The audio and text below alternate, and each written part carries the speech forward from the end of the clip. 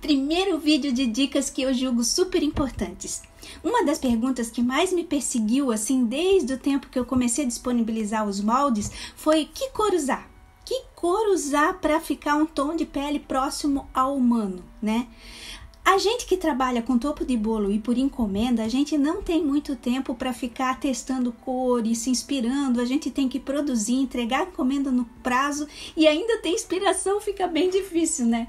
Então, quando eu tinha tempo, eu parava tudo para pesquisar uma cor que me desse uma gama de, como que eu posso dizer? De customizar aquela cor, que aquela cor me atendesse para todos os tons. Como que uma cor pode me atender para todos os tons? É quase como se fossem as cores primárias que a gente mistura e vira várias, mais ou menos isso que eu queria. Então, eu fiquei testando. Eu usava no início da minha, digamos assim, carreira, né? Muito amarelo pele de tecido. E ainda uso, se misturar marrom, jogar um pouquinho de laranja, tá? Fazer aquelas misturinhas, ainda dá certo. Eu já cheguei no ponto de fazer a misturinha de todos os tons ali e colocar num potinho vazio e já deixar pronto misturado para mim. Mas eu ainda achava difícil, ainda dava umas destoadas de tom. Sabe quando a gente vai fazer os posicionamentos e vai misturar a cor? Apesar que eu descobri uns segredos, uns truquezinhos assim que ajudam a disfarçar essas emendas, o mínimo possível que isso destoe da cor facilita a vida da gente, né? Então eu fui testando e eu posso garantir que esse pigmento que eu vou apresentar para vocês, ele atende essa necessidade rápida que a gente precisa para conseguir vários tons para os nossos noivinhos ou topo de bolo, esculturas em gerais, né? E assim, tem mais pigmentos no mercado, mas eu tenho uma paixão gigante pelos pigmentos da Saramanil. Esse aqui para mim é o meu coringa, ó.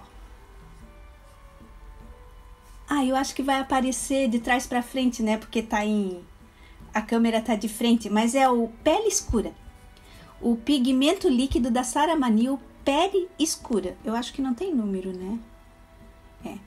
Daí por que o Pele Escura? Eu sei que eles têm outros tons de pele, né? O pele boneca, o pele... Tem outros tons, mas o Pele Escura vai fazer com que a gente tenha todos os tons de pele. Por quê? Porque a gente não vai deixar a peça só nesse tom.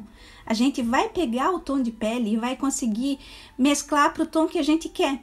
E usando sempre um mesmo pigmento e só mudando a tonalidade pela quantidade do pigmento, isso ajuda a gente, facilita a gente quando vai fazer as emendas da posição, sabe? Dos noivinhos, porque a gente, ou das esculturas, né? Eu tenho noivinhos na cabeça porque sempre eu tava fazendo noivinho. Então, se tu usar o mesmo pigmento para tudo, só mudar a quantidade para conseguir o tom, vai ficar mais fácil nessa hora, não vai destoar tanto o tom. Então, eu uso o Pele Escura. E como que eu encontro o tom de pele? Pela quantidade de gotinhas, eu vou pelas gotinhas. Então, eu pego a massa, eu peso ela na minha balancinha de precisão. E assim, a cada 100 gramas de massa de biscuit tradicional, normal, dessas comuns que tem aí no mercado, Bela G, Mundo das Massinhas, Planeta das Massas, acho que é isso, né? Planeta das Artes, essas massas que tem no mercado, Wikiway, é esse o nome? Eu acho todas maravilhosas, eu não senti dificuldade nenhuma. E essas massas tradicionais, as mais pesadinhas, 100 gramas delas, eu sempre coloco uma dúzia de gotinhas, eu coloco 12 gotinhas, é o mínimo do começo, porque fica um tom de pele assim, ó. Esse aqui para uma pessoa branca, pro fundo assim, tá perfeito, porque a gente vai sombrear, vai jogar outras camadas aqui. E quando a gente quiser emendar, a gente vai conseguir fazer a mesma mistura de pigmento e não vai atrapalhar nas emendas. Entende? Pode começar talvez botando 6 gotas em 50 gramas, mas tem aquele cálculo fixo, porque tendo esse cálculo fixo do peso com as gotinhas, você nunca erra a tonalidade e isso vai ser o pulo do gato para não ficar marcada as emendas quando você fizer a posição. Há várias técnicas aí no mundo da arte afora, esse é o meu jeito particular de fazer, que pode ser igual a de outro artista, porque a cabeça da gente mistura tudo, a gente vive no YouTube, vive nas redes e a gente pega um pouquinho ali, um pouquinho cá, faz um curso lá, um amigo que sabe um monte vai lá e te dá uma dica, isso tudo mistura na cabeça da gente e a gente vai criando adaptando com o jeito da gente. Então, pode ser que essa minha ideia tenha coincidido com a de outro artista. Então, fica aqui os créditos, né? Para quem também pensa assim como eu.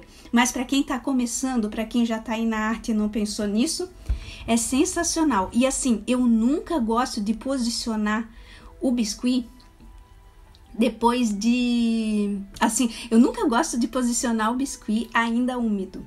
Eu acho que deforma, eu acho que encolhe e retrai, eu acho que dá um cansaço psicológico e físico, porque não vai ficar bom, ele vai amassar, ele vai retrair, se o biscuit tá úmido, tu posicionou ele não vai estar do mesmo jeito amanhã. Não tem como se enganar, tem que ter isso na cabeça. O biscuit, ele trabalha, até mesmo depois de secar, ele ainda dá uma trabalhadinha. Só que, por isso que eu gosto muito de usar o papel alumínio e o isopor naquela gramatura mais firme que segura, sabe? Os molinhos e até o papel alumínio tem um que ele é mais mole, até esse eu mudei. Eu mudei pro prêmio, papel alumínio prêmio, ele é mais grosso e ele segura o tamanho e tira a umidade. Então, assim, é crucial. Então, eu faço vários corpinhos assim.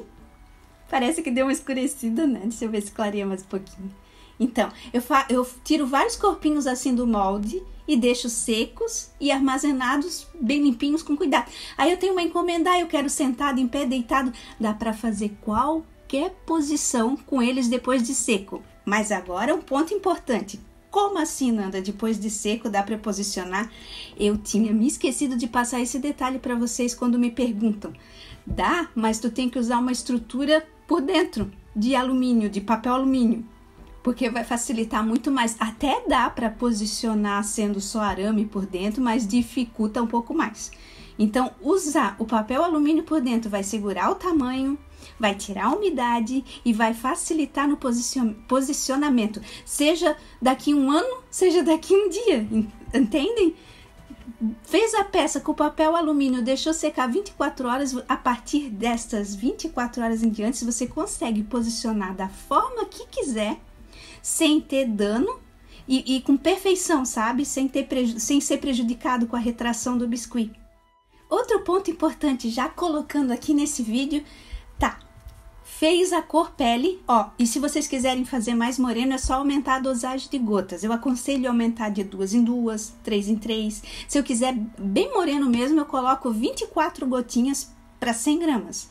Se eu quiser um moreno médio, eu coloco 18, 15, entende? Tem que ir fazendo os testes com as gramas e as quantidades de gotinhas. Dá certo, não tem erro, dá para usar só ele.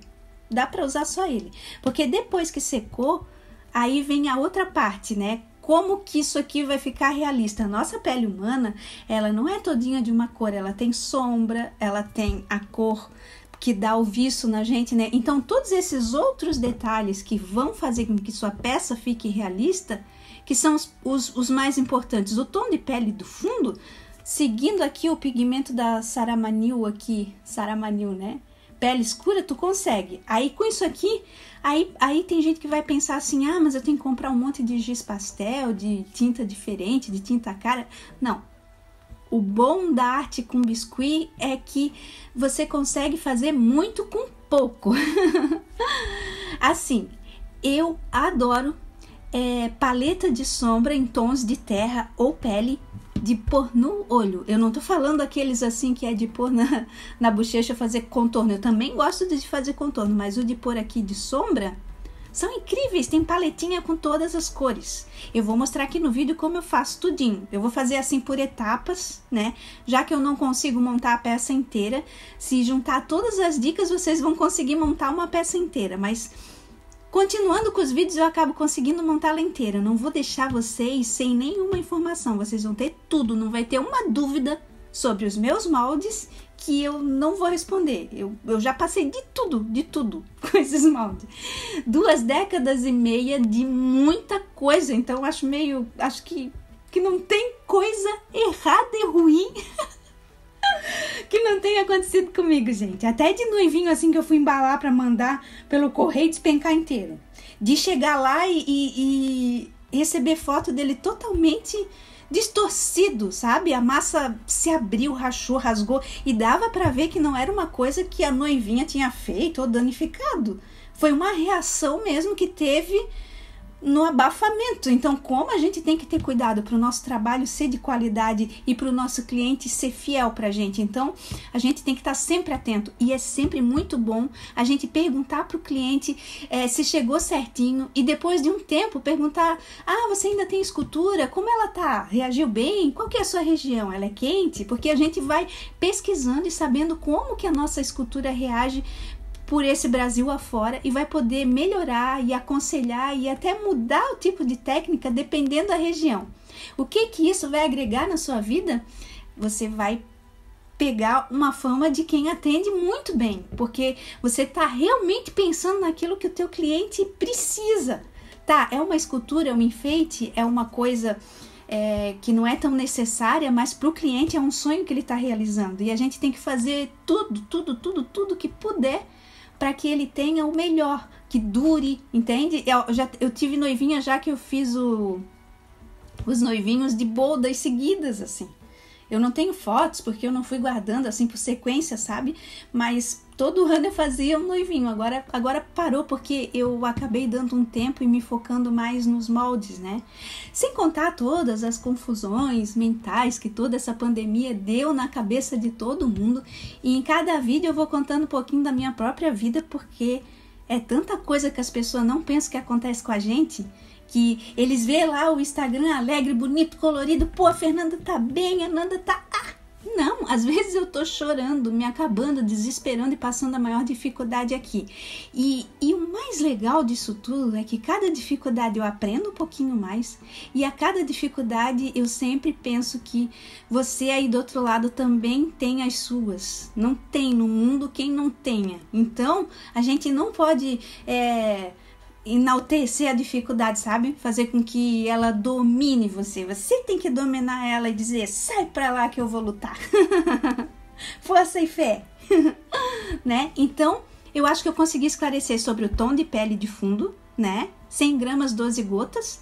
É o mínimo. Se você botar menos, ele vai ficar branco igual um leite. Vai por mim, 12 gotas. E os rostinhos eu também, porque eu pego 100 gramas e faço, daí eu já vou dividindo, né? Mas eu acho que de massa para um corpo desse, se usar papel alumínio, vai em torno de 120 gramas assim no total, que daí tem o pé, os braços, tudo, né?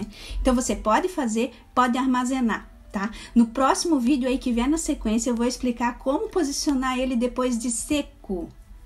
Já dando um spoilerzinho dos próximos vídeos, né? Sobre posicionar depois de seco, você vai precisar de estilete. De preferência de precisão, mas se você não tiver de precisão, qualquer estiletinho bem afiado aí já vai dar para nossa próxima etapa, tá bom? E se você quer saber sobre posição, já vai pesquisando sobre posições humanas. Vai você mesmo na frente do espelho e faz posições e se identifica, se reconhece. Porque se você conhecer a própria posição, já vai facilitar na escultura, porque você está fazendo um maninho. Um maninho, ele é relacionado ao seu próprio corpo, sabe? Quando alguém diz: estão fazendo um molde igual ao teu, é um tipo de ramo que não tem concorrência, porque o corpo humano é tudo semelhante. Então eu nunca vou ficar chateada ou triste que alguém está fazendo um molde igual ao meu. Gente, a gente é tudo pessoa.